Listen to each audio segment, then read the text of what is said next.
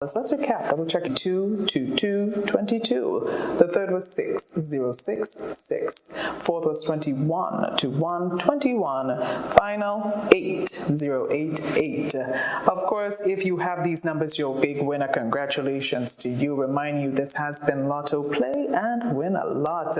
Keep getting your tickets and keep supporting sports culture and nation building. We'll see you tomorrow. Have a good night.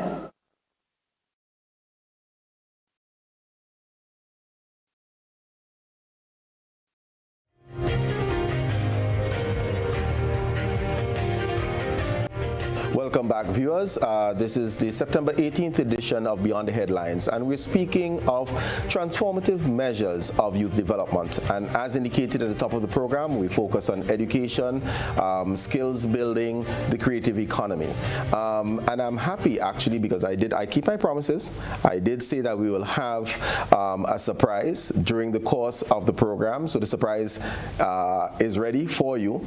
And basically, I would just like to go back to discussing the vision for transforming our nation's youth, or a transformative development strategy for our youth. And I will ask to respond to that question no other than our Prime Minister, Dickon Mitchell. PM, welcome. Thank you very much, Mr. Dowe. It's a pleasure to be here. Good evening to you. Good evening to my colleague, Minister of Education, David. And pleasant evening to all of your viewers and listeners who are following us online. If it's morning where you are, good morning to you. Well, I think I can talk about what I'd like to see as an end product. I think for me, and I think for our government, what we really want to see at the end of the day is young people who are bilingual. Young people who can operate easily, comfortably, and confidently in the digital space. Young people who have a sense of national pride and identity, who believe in Greenland, who believe in nationalism, who believe that it's also their duty to give back to the country and to help build the country for a future generation. Young people who can be deployed in the economic space and in the employment space. And I'm saying deployed because I think we need to move beyond employment, beyond someone hiring them. And we want to ensure that they, in fact, can easily find the kind of jobs they want or create the jobs that need to be created to employ themselves and to be able to look after themselves and their families in the future. And I start there because that, in a sense, could tell us what are the changes we need to do in order for that to happen. So if we talk with bilingual, for example, it clearly means we have to make sure that at the curriculum level that the ability to speak a language, a second language, is normalized. And that means, I think particularly at the primary school level, a significant emphasis has to be placed on that. And it means we will have to collaborate more with our colleagues and partners in the region who speak French or Spanish. Frankly, the English speaking is in the minority in our region, and I think we have to accept that. Maybe it's the arrogance of speaking English because that's the language in which international business is conducted that we think we don't need to speak another language. But as it's quite clear, there are significant pockets of large populations that are becoming more and more economically powerful, and they don't speak English as a first language. So we need to make sure that we can communicate. And similarly, in the digital space, we need to be able to ensure that we can communicate in that space as well. And that means the education system has to teach our children the basics that will allow them to build upon the foundation to be able to be digitally literate and then to be able to use the digital tools and the digital infrastructure to make themselves successful in the future. Not just in terms of business or commerce, but actually functioning. Because to a large extent, a lot of the services, a lot of what happens is going to be in a digital, information-driven age. So that's key. But crucially, you have to have a sense of who you are. You have to have a sense of national identity. You have to have a sense of a value-based system, and that is also critical. So things like teamwork, being kind, still having respect for colleagues, respect for teachers or elders, appreciating the sacrifices that others have made so that you can get to where you are. Those are values that we need to ensure from a character point of view is instilled, or young people by our parents, by the society, by the education system. Because I often say character is destiny, not skill set, not talent, character. Because if you don't believe in hard work, if you don't believe in integrity, honesty, no matter how talented you are, you're not likely to succeed. And then ensuring that we are teaching, I think I heard the Minister of Education saying on my way in, what is relevant. because I think to a large extent we are still, in a sense, forcing our young people to regurgitate knowledge that can easily be acquired on their own, and that is not relevant towards making them the confident, successful person that they need to be in terms of problem solving, critical thinking, teamwork. Those skill sets are, in my view, the soft skills, just as important as the hard skills. But without doubt, there has to be a greater focus on skills education, not as an afterthought, not as saying you're not academically inclined, but given the same value rating, perhaps if not more, as what you'd call the traditional academic skill set. Because this is a challenge that the world is grappling with, not just Grenada and the region. Even large countries like China indicate that there are significant shortages of skilled personnel in all walks of life. So it's critical for us to ensure that we do everything, not just from a curriculum point of view, but from a values perspective, how we value skills training, how it's remunerated, how it's promoted, to encourage more of our young people to look into that space. We're going to get into skills training and focus on that in a little bit, but I just wanted to throw another question that I gave to the minister and get your response on it. Recently, government, in this budget, announced a free tertiary education, a free tuition for the first-time enrollees in TAMCC and NULO. Yes. And that has been rolled out this term. Our budget didn't increase significantly, and hence it's the same pool that we're taking from in order to finance this. And my related question, because we're talking youth development and skills training, is that will we see a related reduction in the Imani program, where individuals who traditionally may have left Form 5 and gone into the Imani program will now be channeled to a NULO and a TAMCC to acquire the skills where we were hoping they got it on some job site someplace? Yeah. So there wouldn't be a reduction in spending, that's for sure, because we are invested and will be investing in education. I think what has to happen is that the way in which the Imani program is run has to be channeled to, in fact, suit our program, which is the skills enhancement program, to ensure that, as I said, that young people can be deployed into the economy. So let's take a perfect example. If you are going to leave secondary school at 16, and you don't get into TAMCC or you don't get into NULO, what becomes of you? You're not an adult yet, and you probably have, certainly from a skills perspective, little or no significant exposure to skills training. You may have some technical subjects, as the case may be, but hands-on practical examples, you probably lack that. What you would have with Imani is what I would call ad hoc short-term programs, oftentimes conducted in a very informal manner, with no direct link to ensuring that you actually are deployed into the employment space. What we are seeking to do, one, is to ensure that the school leaving age goes to 18, which is the age that is tied with adulthood. It is not fair to our young people to cast them out and be told to go swim or sink, as the case may be, and they're not even an adult as yet, without giving them the full opportunity to become adults. And so that 2-year period gives us the ability, in fact, to significantly enhance their employability, to make them more... Pardon the interruption. Have we gone to Parliament with this adjustment? No, well, we intend to do so. I think it's important for us to announce the policy and then obviously have the conversations and then back that legislatively. So the Education Act has to be amended to reflect that. But to me, it makes obvious sense, and I'm sure if the minister hasn't told you as yet, that he will certainly indicate that in countries that are renowned for their skills-based education system, that in fact the school leaving age is also 18, right? So it is not by perchance that we are doing this. It's clear, it's logical, and it makes a lot of sense, because it is not fair, as I said, to young people to have them in a situation where you've half educated them, they're not even an adult as yet, and then what happens to them? There has to be that continuous process of educating you up to the point where at least legally you recognize as an adult. So we don't expect this spending for and I'm using the word in inverted commas, Imani program to drop. What we expect is that the budget will be kept and that the money will be used more effectively to ensure that we put our young people in a better position to actually be able to control their future. And I'm going to use this example because a Grenadian doctor who's in Cuba right now said this to me. He said, we've got scholarships from Cuba for engineering, for doctors, that is actually underutilized. The government supports students by a small contribution, about $125 per month, which is basically what $1,500 perhaps per year, US, 4,000 EC per year. If you look at the funding that is channeled to the Imani program, on any given time. Sometimes people are paid $600, $700, $800, $900, maybe even $1,000 per month. That's $12,000 per year, compared with $4,000 per year in Cuba. But what do they get at the end of that year?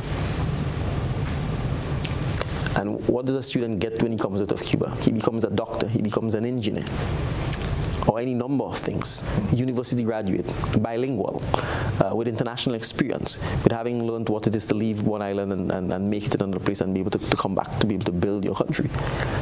The cost of that to us is $4,000. The cost of the Imani program for 1 year for someone is $12,000, but what do they get at the end of that 1 year?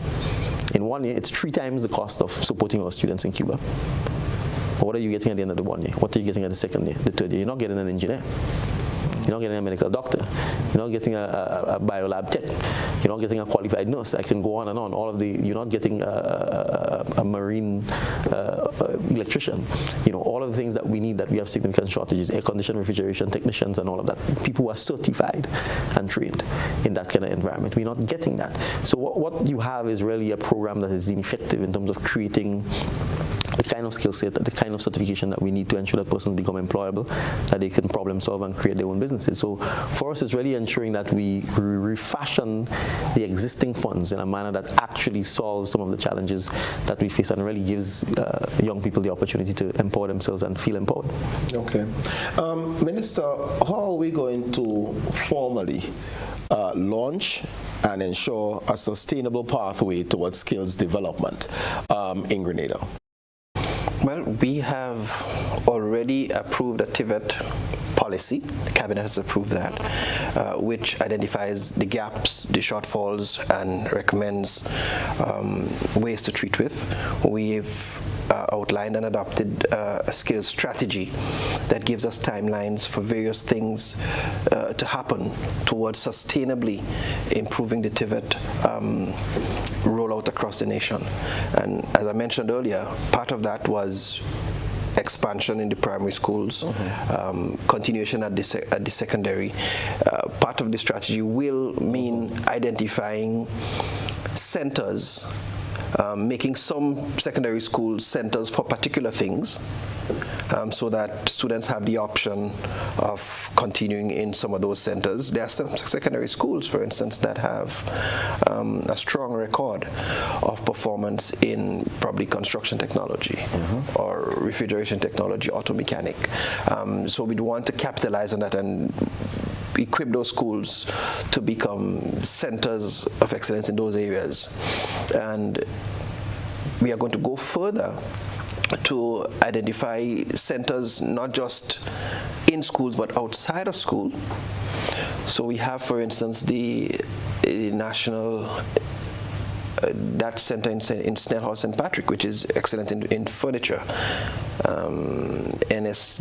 NISD, I think it is. The National Institute for, I don't remember the acronym, but they're excellent in furniture, and we have plans to augment the production there. So not just would they do furniture there, but we'll be able to have additional classes done, teaching them the AutoCAD and the elements of technical drawing and the computer technologies that go with all of that, so that you have a complete package, and you can have students directed there, you can have adults in the community directed there. So all of that is part of the strategy, which we hope, and along with TAMCC and NULO, that will take a main chunk of the slack in terms of skills development. I see that helping. Going forward though, but I must say we are energized by some really refreshing ideas out of a study tour that we've just completed. I was just able to visit Germany and the Netherlands to look at how they have developed their TVET strategy and outroll over the years, over centuries in fact. And it's fascinating the kind of benefits that they've derived, and we are keen on adapting and adopting. So there are some things we'll adopt, some things we'll adapt to our context, and be able to make our TVET strategies a lot more efficient. One of the things I'm keen to mention is a greater inclusion of the industry. You would notice several industries would mention we don't have the people with the proper work ethics or the proper attitude. They don't have the right skills. In those societies that are big on TVET, the very industry, the industry is the one saying, we need training in this. We are paying for this.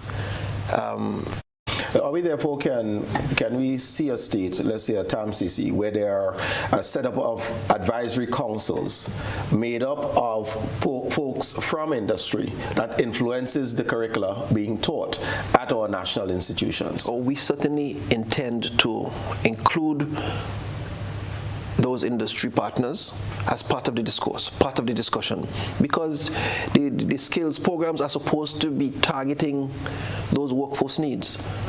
And so, yes, we hope to have them having a strong voice in the decisions going forward. Okay. Prime Minister, two things on here. Minister mentioned centers of excellence, and I can single out, the likes of Boca Secondary and the strength of their TVET programs. And we really don't have the budget to be all things to all men. And the idea of centers for excellence makes sense. Now we deal with the human side. How are we going to overcome the taboo of skills versus quote-unquote academics? How are we going to be able to appropriately direct students to these centers of excellence that may not necessarily be the brand name secondary school, but they are the best in their particular area? Well, we start by having this discussion that we have tonight.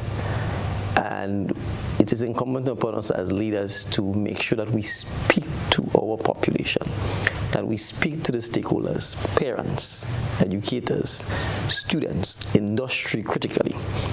Because I think piggybacking on Minister's point, it is, in my view, not just for industry to be part of the discourse.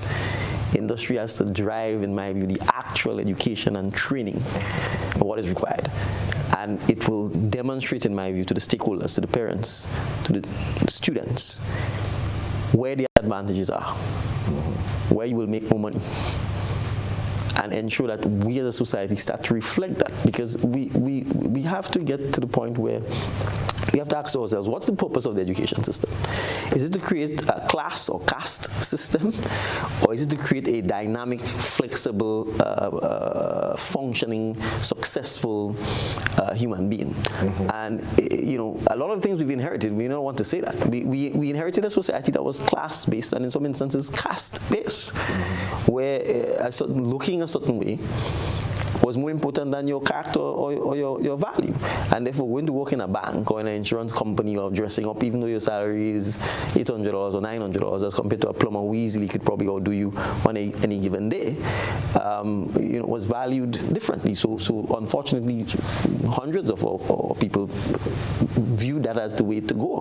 The problem with these things, we have to accept that reality, is that oftentimes these jobs lead you into poverty, right? And it is not fulfilling the needs of our society, which is one of the crucial things. And then we end up having to import a lot of the skill set that we need. They take the money and they go with it, and they leave us with the same $800 administrative jobs that ensures that we continue in poverty. So we have to be able to have the all-round discussion, to be able to ensure at primary school in particular, and that's one of the reasons we were very keen to say everybody's going to secondary school.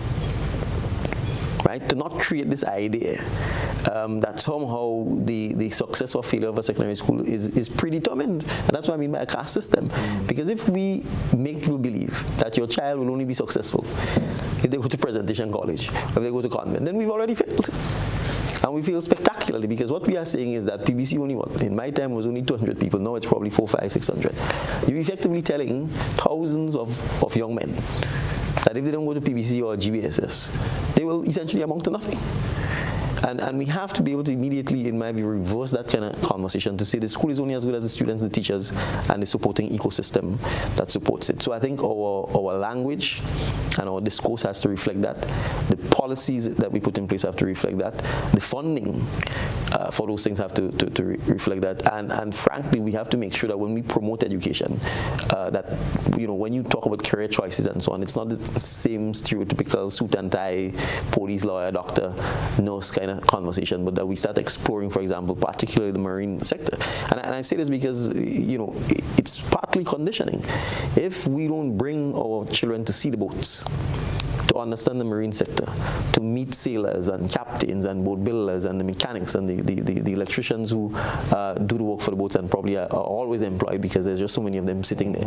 If we don't take the students out of the classroom and bring them down so that they say it, if we don't take industry and get industry to come into the classroom and say, this is what has happened, this is the kind of pay you make, right? And the data is there. You can. But should we also have a salary conversation? Because quite often, and this may be cultural, the farmer never says how much money he or she actually makes. So you believe the person sitting on the shirt and tie in the back making money. But the poultry farmer, right, the person with the apiaries, the honey, they're making crazy money. I'm going to say it because I'm certain that they can't refute that. They're making good money, but it's not publicized. Yes. And similarly, if we look at the marine sector and we're going to promote tourism and cruise and the yachting industry, likewise, I agree that we need to train folks to take the jobs that expats are coming in to occupy. But how do we get our students conditioned to recognize that this is viable work? This can not only help me, but uplift my family and my community. How do we go about doing that? Yeah, well, I think the informality of a lot of what has happened in many sectors, from construction to fishing to agriculture and so on, is one of the things we need to fix. And that's, again, a value issue, you see, because it hasn't been formalized, it hasn't been organized. If we use the perhaps Marcus Garvey phrase like organize and centralize, what we pay attention to in terms of data, for example. It's easy to do the retail business because it's invoicing economy. You know what people import, you know what they sell. But we have to also make sure that we put the measuring tools in place that could help us formalize a lot of what has been informal, from barber shops to hair salons to the guy who sells peanuts, or the people who sell coconut water and so on. If there's no reporting mechanism to in fact say, look, you can sell 100 coconuts at $5 a day during the high tourist season and easily make 5,000 US, perhaps in a day, whereas someone else wouldn't make that in 4 or 5 months. People won't even plant coconuts, right? Because you have to say that. So I'm saying I think we have to also be able to capture the data, put a lot more formal reporting mechanisms in place. Also help some of the informal sectors to be more organized. One of the things we've been very successful at is the financial cooperative sector. So all of the credit unions and so on, look at how they've transformed and become very successful. But the productive sectors have actually regressed. We had the Banana Association, the Nutmeg Association, the Cocoa Association. You had the minor spices and so on. But the rest of it has never been organized. Even the fishermen are not as organized and as business-like as they ought to be. And we can take several other sectors. I could take the transportation sector, the busmen. Right? They're driving bus their entire life, and then they're 60, 65, they can't drive anymore. No pension, no medical insurance, because it's not seen as a business that you need to formalize, that you need to go beyond being the bus driver yourself or the bus conductor yourself. So I think a lot of these... Hugging the road and hustling seems to be it, as opposed to, but you could only this do that, is my profession. Exactly, and you can only do that for so long. So I think we also have to help by ensuring that, and that's what I mean about the value system. You see, if we value it, we'll formalize it a lot more. There'll be a lot more data capture, a lot more recording and recognition of it. So that, which bus driver or taxi driver gets a OBE or MB or anything for 25 years of providing public transportation service? Not even Scaramouche. Right? I'm just giving it as an example. It's very rare. Maybe a farmer, a fisherman. But outside of that, which construction guy, barring something miraculous, I think I'm not even sure. Do we recognize it for building the society? Right. Which civil engineer do we give for helping to maintain our roads and that sort of thing? So I give these as examples. What I mean about what we value, but I'm sure we give a lot of teachers MB and OB. We may give social workers, musicians, sports persons, and so on. So that kind of it tells you where our value system is. So I think for a lot of that other thing to happen, we also have to change the way we value it. And it starts with the conversation. It starts with the narrative. And I think decisive leadership to show people that we are serious about this, because it's one thing to talk about it, but if the policy doesn't come, if the investment and the money doesn't come, and then how to's I'm getting, and Minister, I don't know if you want to come in yet, the measurement of a lot of these things and the initiatives, the partnerships that you have discussed, whether it is with the Ministry of Finance, Central Statistical Office, or otherwise, how do we measure for success? Yeah, well, I mean, we're always looking for the outcome, the output.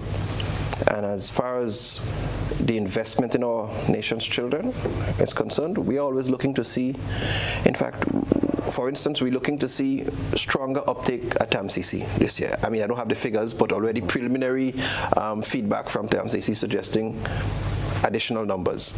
So we're going to continue to monitor, and see what differences exist by the time another year from here. What differences exist by way of results. So we can always monitor what's happening. And I think that degree of data gathering and control ought to be a continued fixture in our operation, to make sure we can always analyze and report from an empirical point of view the successes that we're having in terms of numbers as it relates to our partnerships and the things we undertake. Okay. Prime Minister, your former... Go ahead. I want to just chime in there a little, because I think there's two issues. I mean, a lot of what we're doing are foundational, in my view, almost structural changes. Not violently, not roughly, not even aggressively, but in a sense recognizing that if you do it that way, too much of the water will go to from the bathtub, and we obviously want to minimize that. But I think let's take something like switching the age from 16 to 18. Now, immediately you will not see this, but when you measure 3 or 4 years from now, there is no question in my mind that will have a profound effect on the education system, because it means you are delaying. How many students leave high school every year? Close to 2,000. Right. You are delaying 2,000 people essentially being put out of the education system. With an intake into TAMCC about 800 or thereabouts. Right. So not even 50%. Not even 50%. So almost exactly. So I'm saying almost 50% of people who exit, or perhaps even more, 60%, find themselves out doing what? Right, so I'm saying immediately you're delaying this by 2 years. And even if we ignore formal education, just from a maturity point of view, the fact that they're in the education system longer, the fact that they have opportunities now to be exposed to additional learning, additional education, means they have the opportunity to grow a bit more, to be less frustrated, frankly, to feel, in my view, less abandoned by society. And even some of the behavioral issues that you would expect, we will be in a better position to address it because you have a more controlled environment. And I just give that as one example, right? So some of those changes obviously will be medium term to long term, and we have to constantly measure to see how those things impact. The other aspect I can look at from an employment, economic development, targeting areas. We have the data on the work permits we give out, right? So we know what sectors we are struggling with almost right now. Construction. And these will be the skilled jobs, not skilled jobs. Plumbers, electricians, air conditioned refrigerators, we can go on. Carpenters, right? So I'm saying we should be in a position where tilers, where if we are very targeted, heavy machine equipment operators, right? So I'm saying we should be in a position to be very targeted. And I think one of the things we're talking about, both in terms of short term and long term, is being able to partner with industry. I'm going to even say partner with law enforcement, because we have to make some legislative changes there as well. Partner with the insurance sector. We cannot create unemployment by telling people at 21 years old that they can't operate heavy equipment, and that they have to be 25 years before they do it. It's counterintuitive. You are sharpest. Your reflexes, your eye-hand coordination is sharper when you're younger, not when you're older. Right? So we have to be in a position where we can give our young people the opportunity to be trained properly in controlled environment, in the heavy equipment, operating from tractors and caterpillars and forklifts and all those kinds of things. When we are building large hotels and so on, you can't find heavy equipment machine operators in Grenada, and that's a fact. Grenada has to employ its own driving school system to teach its staff to drive big trucks and so on, because we can't do it here, because the way in which our institutions are set up, from telling you have to be 25, from having 10 years experience, from the insurance unavailability, you are literally creating unemployment. So I'm saying those are things we have to tackle from a skills as well as an institutional point of view. But those are things that can have almost immediate benefits, because I don't think heavy equipment operating and training is required beyond 6 months. Right? And I mean, obviously, the other issue too is where we're locking ourselves out. More and more of these equipment are now being driven by computer technology and so on. And if we don't give our young people access and exposure to those things, then you're up in a situation where you don't have the ability to do it. And I'm also going to say this. These problems exist in the other islands in the OECS as well. And if we can jump frog and leapfrog on some of those issues, it gives our young people the opportunity to find employment, not just in Grenada. Because these are portable skills. But these are portable skills throughout the region as well. Thank you very much, Minister, Prime Minister. It's time for our second break. So viewers, we'll be right back, and we certainly will be discussing other transformative strategies towards youth development.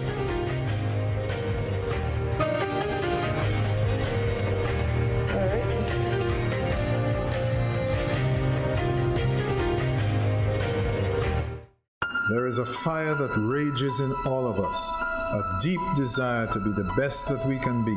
And sometimes that fire finds expression in words. Who do you think you are? Angela Davis? Winnie Mandela? Daddy, whether you like it or not, a new generation has arrived. We are here and we have come with a vision.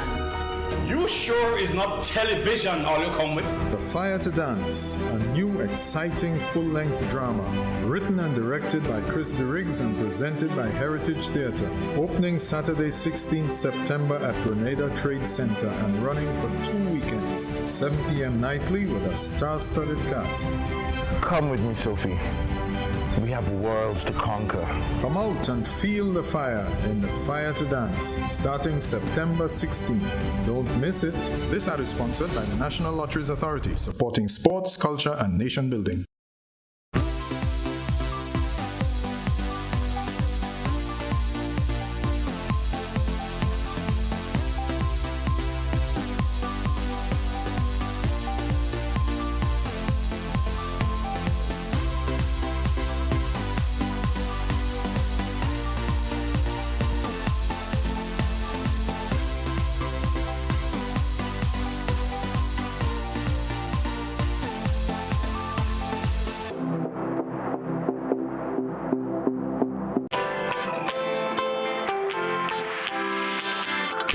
But when you need someone to help you to your feet, I'll be that beacon to your highest peak. Oh, I'll be right next to you, no, I will never leave. Come on, take my hands, we got everything we need. Cause you can look to me, yes, I can. Whenever you're in need, yes, you can. Just call on me and I'll be on my way. I'll be by your side, never to divide. The light that shines our way. Wherever your road leads, we'll be right there with you. Wherever your road leads, we'll make your dreams come true. Next time, next time, next time, right next to you. Nexa Credit Union, with you wherever your road leads.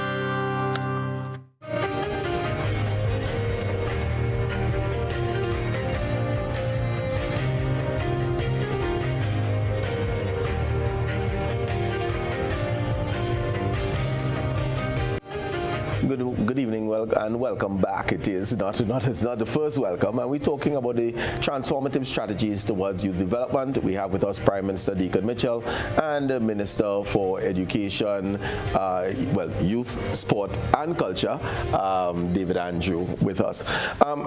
Prime Minister, you're a former Minister of Finance, so I'm going to drop this one in your lap.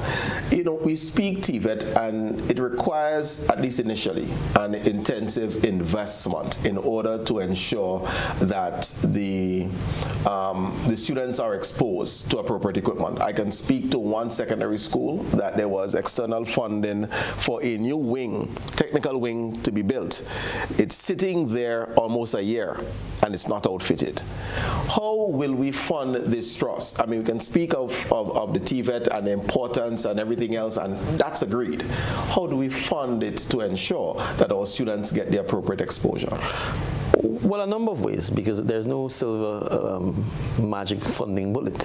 The government central budget has to contribute towards this, and I will say, I think both philosophically, practical, and economic terms, there's a direct relationship between how much a country spends on education, skills training, research and development, and ultimately GDP growth, as well as the overall well-being and financial health, economic health of the country. So it's in our interest to make the necessary investment as a country. So there should be no reticence or shyness about investing in TVET. That's one.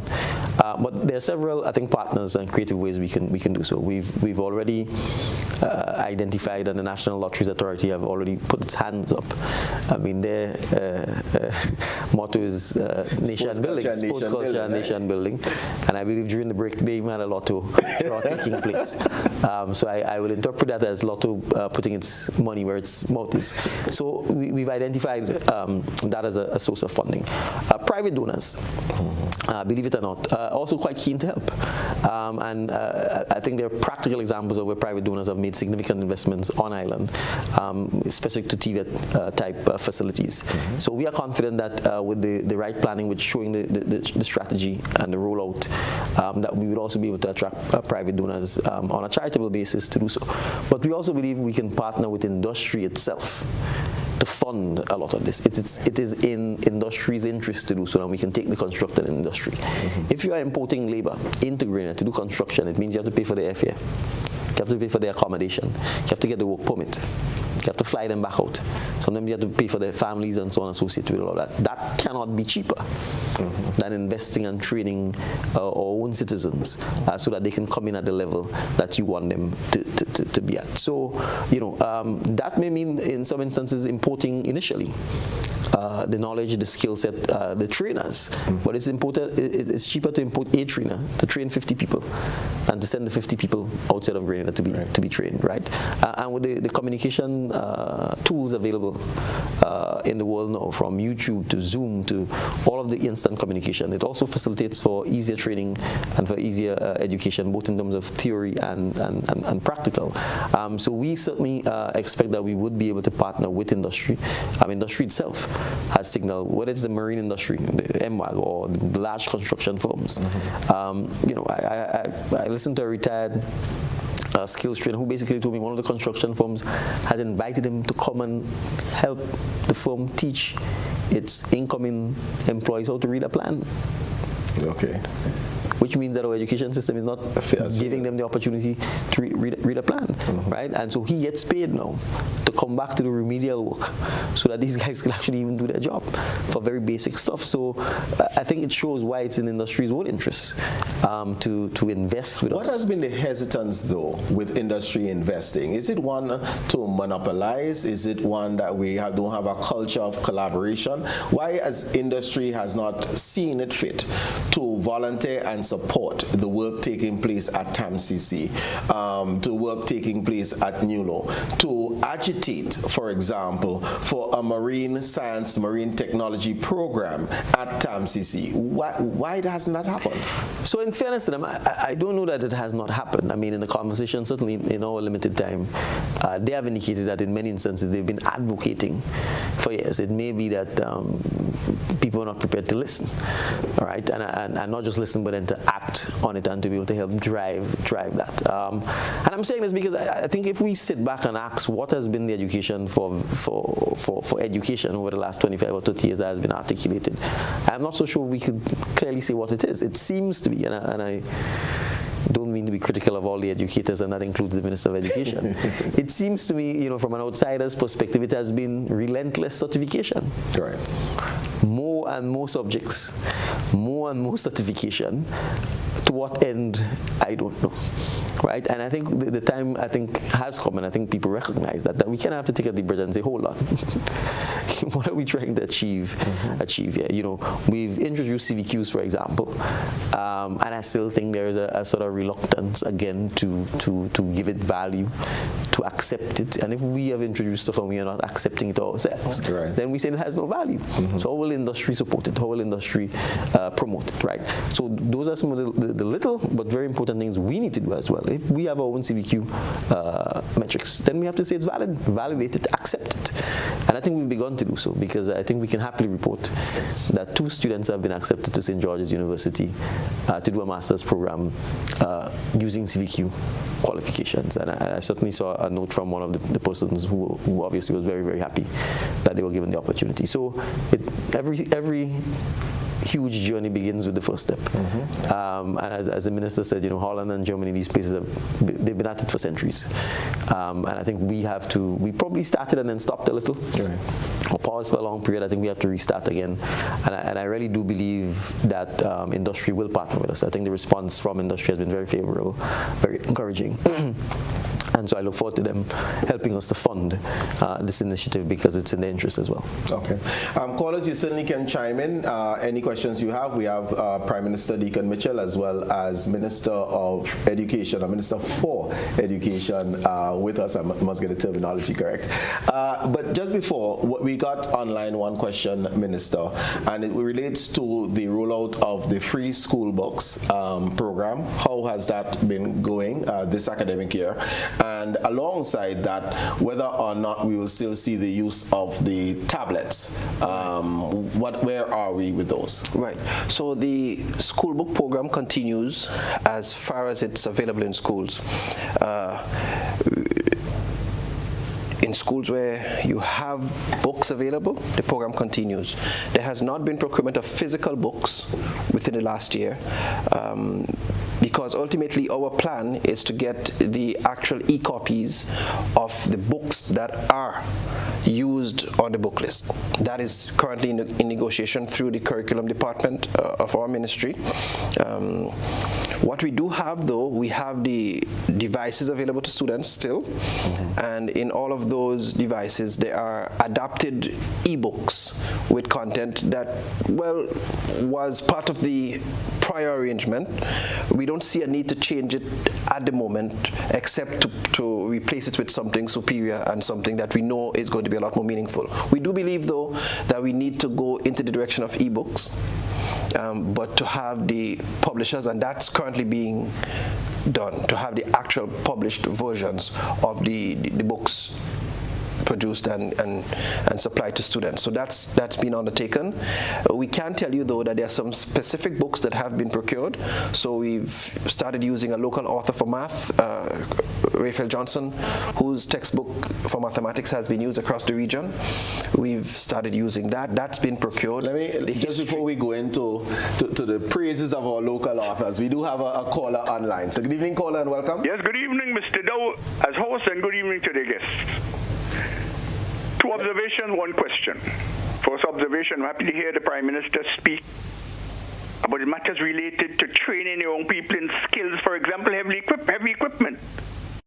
In excess of 35 years I've been in this, I've offered my assistance to the National Training Agency because heavy equipment operation, maintenance, and mobilization, my skill, that's what I dedicated myself to most of my life. And they have refused my assistance. 3 occasions, twice in the previous administration, once today. I'm just saying that for what it's worth, and we need these skills. Second thing, observation is this. I'm happy to know, and I do commend the administration, as we move a little faster here, on quote-unquote institutionalizing the education system, where people are trained from pre-primary straight up to 18 years, when you make quote-unquote make man, in total preparation for all the skills, information, theoretical and otherwise, to start producing then on that other rung of the ladder, producing for him and herself and for the state. I commend you on that. I wish to see it within the next year or two that it is fulfilled. But there is a group of people have not been spoken about, or have not been spoken about.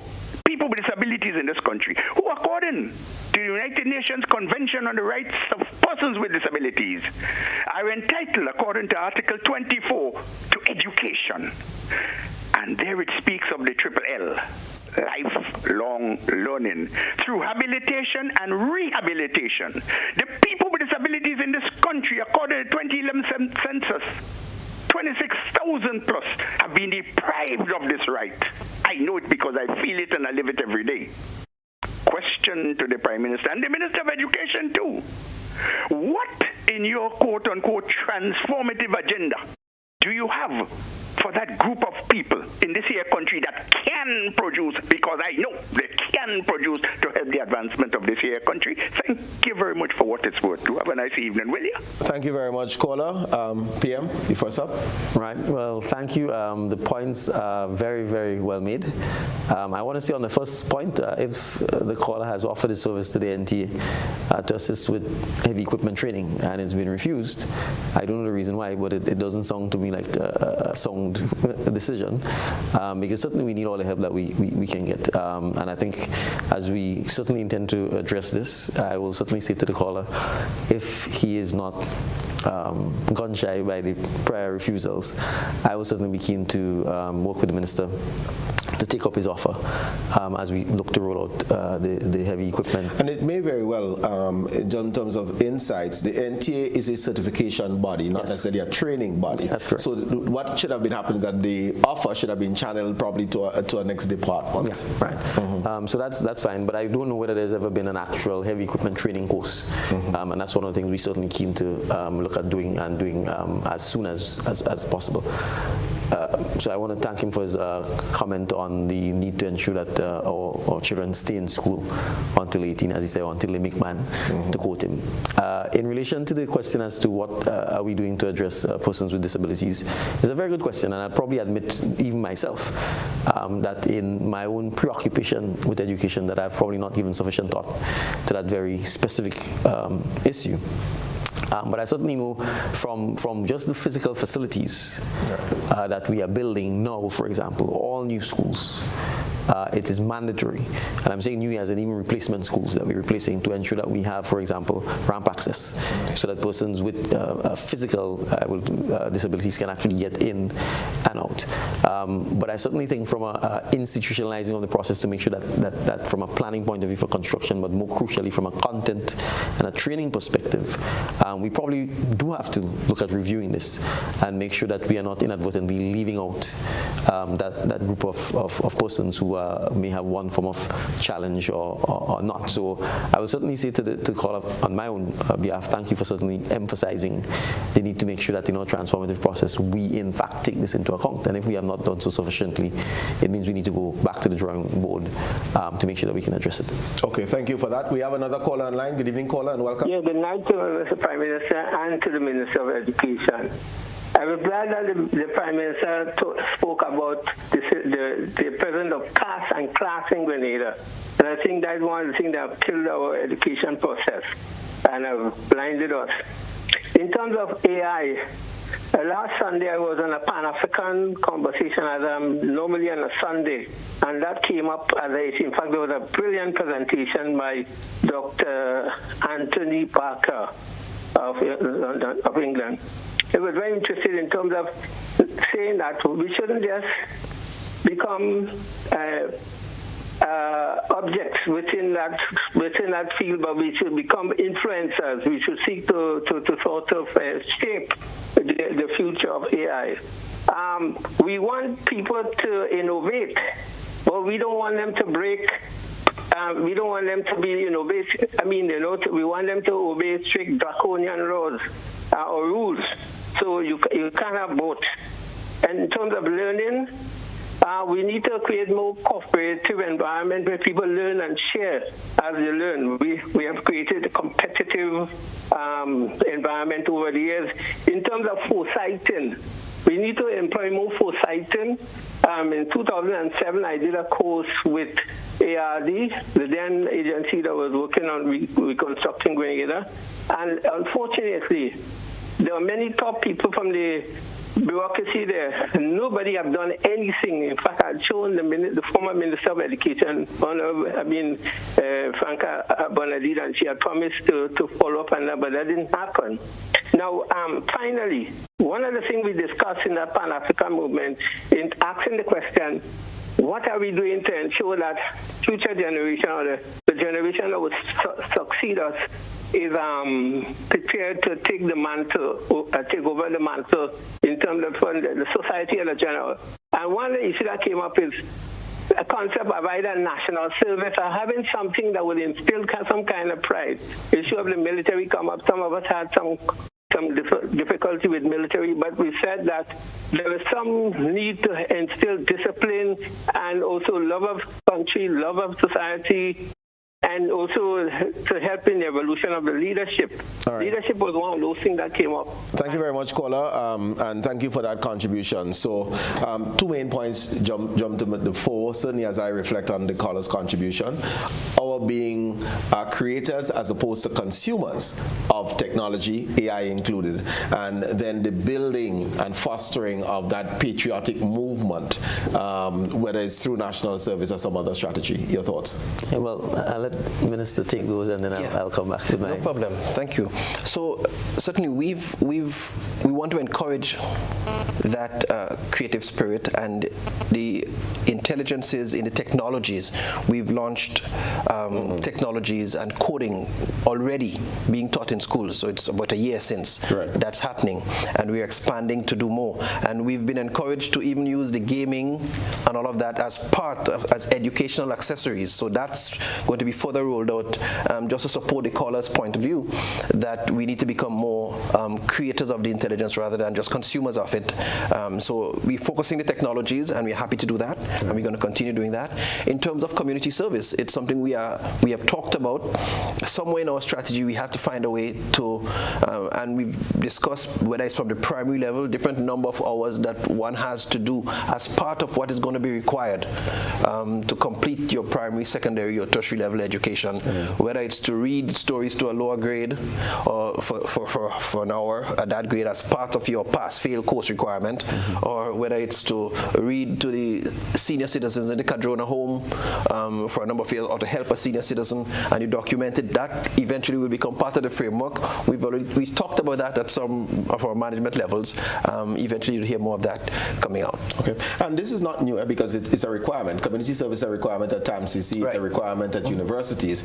And you know what is surprising is that we have individuals who went in to fulfill an academic requirement, and they maintained that contribution and that giving by continuing to volunteering at the home, etc. So it is something that is certainly worthwhile exploring. Prime Minister, any additions? No, I certainly believe that we should get to the point where there's mandatory community service as part of the education system, because I think once you build that in, it becomes part of you for the rest of your life, and it's easy to then deal with national pride. It's easy to deal with the whole question of, as the caller said, leadership, because leadership requires basically you being prepared to serve. So I certainly believe in that. But my own view of education is that is that we actually still need a more fundamentally radical rethink of it. Because to the caller's point, I don't think it's just technology. I think it's the approach to education. And I call it problem solving. Right? The education system in the Caribbean really is the legacy of 250 years of a philosophy as to how we and our foreparents were viewed. The education system was designed to create laborers out of us. And sometimes we don't want to accept that reality. So it is designed to make us go and look for work. And because you have management studies. Yeah, it's still a work. But not entrepreneurship. So, yeah, it's you going to manage somebody's business for them, right? So what you find is, to the caller's point, competition for the labor. So that you end up with a divide and rule, because I know coming to undercut you at 5 cents, 10 cents, whatever the case is. We are not solving problems that then could be scalable. Right, so to a large extent, our mindset is not how do we solve a problem, right? And then we are not cooperative. So we don't. Even the way the schools are built, they are not built in such a way that you have large open spaces where people can work together, right? So if you just wanted to take all of what is required, let's say from constructing something, from the design stage to the drawing stage to the building stage or the modeling, with people with different mindsets, it requires some sort of open room where I could, if I'm the designer trying out with designing this, and the person interested in engineering is saying, okay, I might be designing, but can you build it? It requires us to be able to talk and collaborate and so on. But what we have in our school system is rooms where people are screened off from each other, where one person just stands and delivers, where a lot of it is simply memory recital. It's not problem solving. It's not based on even just the geography of the country. The fact that it's hot. Our school uniforms. And I mean, people may not want to hear those things, but our school uniforms are not designed for our climate, right? So I'm saying, well, I don't have the tie tonight, but I was about to say, both of you have the tie, right? And I only put on tie for Prime Minister. Right. But when you think those things through, it is so, you're dealing with legacy upon legacy, and so at first blush you probably don't even recognize it's years of condition and it's just hand me down. And someone may say, has it served the society well? We can have the conversation. We are probably well mannered, we're orderly, and we go look for a job. We hope that there's no disruptions in the economy. We hope that there's no instability externally, whatever the case, and we survive and hope we make it through in hope that we get a little pension. Right. But if we take even that storyline, the question is, what percentage of the population actually manages to do that? A very small percentage. Maybe public servants know that pensions have been restored. 1 or 2 persons who are lucky enough to work in a large firm that has a progressive sort of management approach or ownership approach, which probably has a joint contributory pension system and so on. But for the vast majority of people, you thank God the governments of the 1980s throughout the region introduced national security, but they're all 40 years old now and they're struggling. What is going to happen over the next 40 years? What is the system we're going to build? So I'm saying this to say that for small countries where your human resource is really the only resource you have, if you don't create an education system that makes them value themselves and become innovators and creators and disruptors and be able to adopt things and see things before people see it so that you could jump ahead of it, we will continue in a situation where honestly you come into the education system and you hope you get a job amongst the competition. Time has quickly moved on. So, Minister, closing comments from you as you think and vision sharing with our viewers the journey that you're leading in transforming our education and skills training for our youth. Yeah, and even before I say that, I just want to piggyback on what PM was saying and to say to parents at home, the disruptive spirit that we try to quell in our children from infancy, when they pull something, when they probably break something, when they try to climb on something, we don't need to be too severe on them, because that's where the spirit of inquisition and the innovation begins. And if we kill that there, probably we can do all the other fancy things later down in the development and they wouldn't respond to it. So coming back to my closing comments, I'm happy to have been here tonight and to have been able to share. I am happy to be a part of a team that is truly passionate about education and that attaches importance to education as a primary pillar for our nations and our youth's transformation. We'll spare no effort to make the investments in education, whatever the transformations have to be, the collaborations with industry, with partners, chambers of commerce, the training agencies, whoever we have to, the funding agencies, locally and abroad, we are prepared to go the full 9 yards to see education serve the purpose that it really can serve in transforming the fortunes of our people. And I'm happy to be at the helm in this time. Thank you so very much. Prime Minister, your closing comments, but I'm not going to put you in a box here, but what today might be a distant dream that in 2045 you hope is a normal reality for our young people out there? Your transformative leadership, your legacy. Distant dream today, but 2045 would be normal.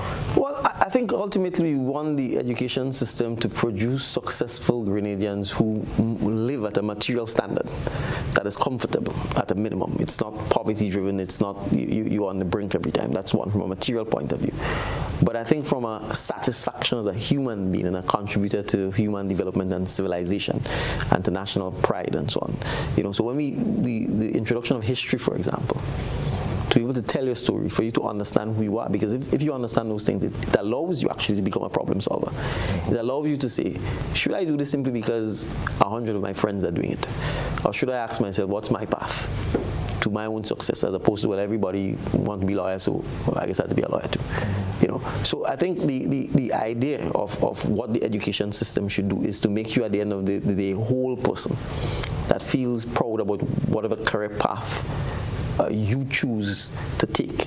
But it must be important that the education system allows you to understand that there's a vast career path out there, and you shouldn't be locked into the routine traditional things simply because you come from a small island or an island that is perceived now as developing or underdeveloped or poor.